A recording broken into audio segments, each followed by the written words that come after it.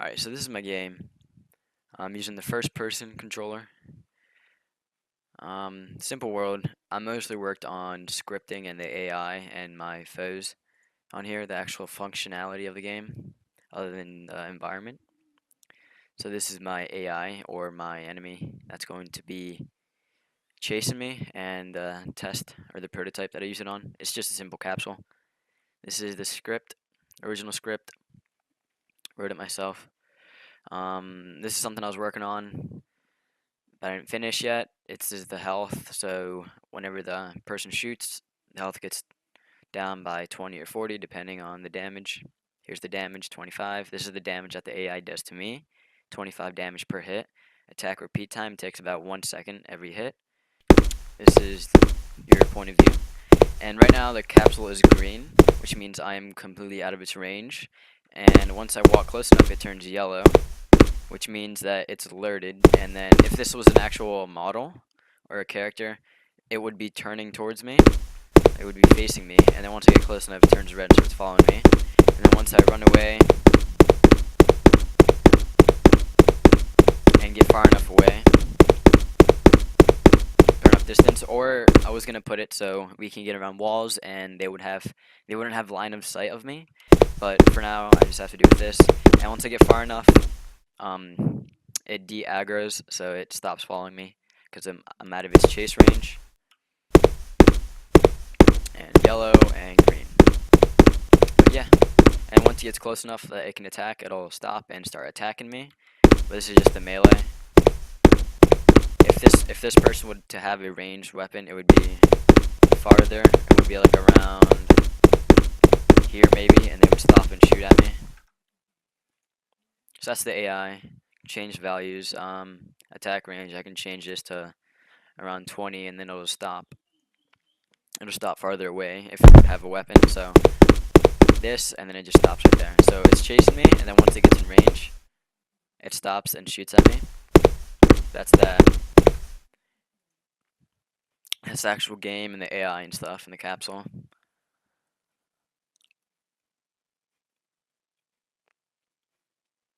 And for the code, edit script. This is the script I made with help of a tutorial.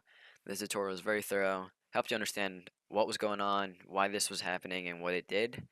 It wasn't just copy and paste and you gotta work in AI, because he was probably doing something different than you were, and you're probably gonna try this on something different than he was.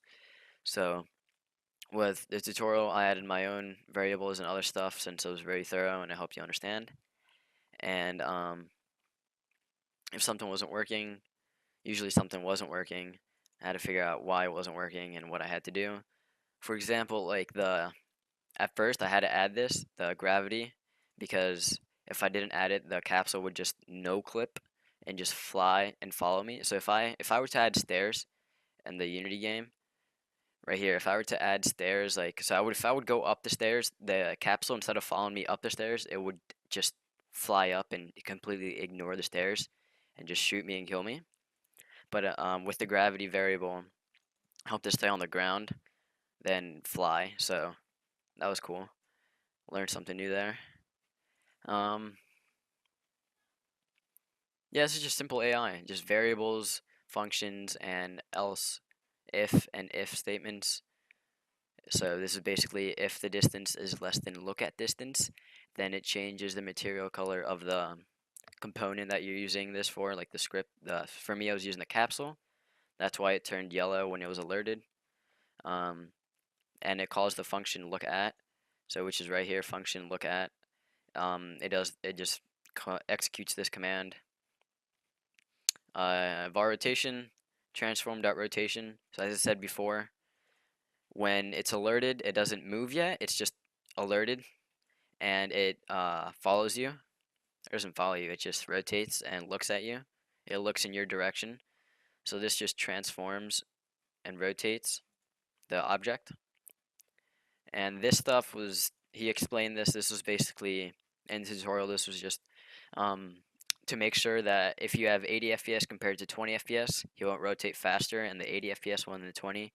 This is to damp the time it takes and stuff, the time it takes to rotate. So that's what this is for. All this complicated looking stuff, quaternion, slurp. all that fancy stuff. And move direction equals transform.forward. That's basically just telling it to move forward. If it calls the function chase, which is up here. If none of these are being called, if none of these are true, then it goes to the else if. Distance is less than chase range, so it's in chase range.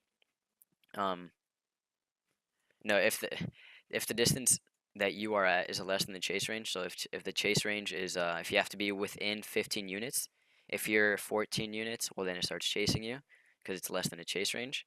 You're within the range, and it calls the function chase. And this changes the capsule to red. This is just, you don't need this on completed models. This was just to make sure the script is actually working. So I had it change colors from green, yellow, and red. And once it starts chasing you, the move direction is transform.forward, which makes it actually move. And same thing with this, time.delta time. This made it so it wouldn't chase faster on 80 FPS than it would on 20 FPS. That's what the time.delta time and damping stuff is. With it has to do with frame rate and refresh rate. This is the player stats, something I was working on for the game. So basically the health, I would just assign this to the player, the first person controller. I would assign this to the controller and it would say, so you have 100 health. And if the health is equal to or less than 0, or less than or equal to 0, then dead. Here's the function dead. Debug.log, it would just say in the console, if you took enough damage, it would say that you died. Here you go. It has a attack range, the range that it attacks at, the damage that it attacks at, and the attack repeat time, so 1 attacks per second.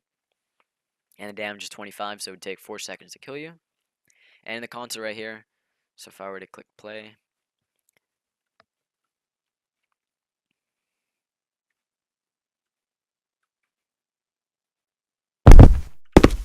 so the console, so it's chasing me now, and it's in attack range. As you see in the console, it says the enemy has attacked, the enemy has attacked, the enemy has attacked, up here. So enemy has attacked, enemy has attacked, enemy has attacked. Player died on the 4th attack since it's 25 damage per attack and the player only has 100 health. So on the 4th attack it dies. And this just keeps going because I haven't made a death menu or a respawn menu. I didn't finish that. It was going to make it so whenever you died it would open up a menu and you would either restart or quit the game. So yeah, that's basically my script, what I worked on for the AI, the capsule, and the game. The AI, player stats, everything works. As you just saw, everything's here. You can change everything in Unity, so you don't have to keep opening it up and saving it. You can just change it right through Unity. You can assign the target, so you just drag the character controller, drag it here, and this is the target of the AI. So if you were to make this multiplayer, it would just be the closest target basically. And controller, this is what actually is moving, so the capsule obviously. So I made a character controller. Originally the capsule didn't have one, so I just added a character controller and dragged that to the controller. Simple as that.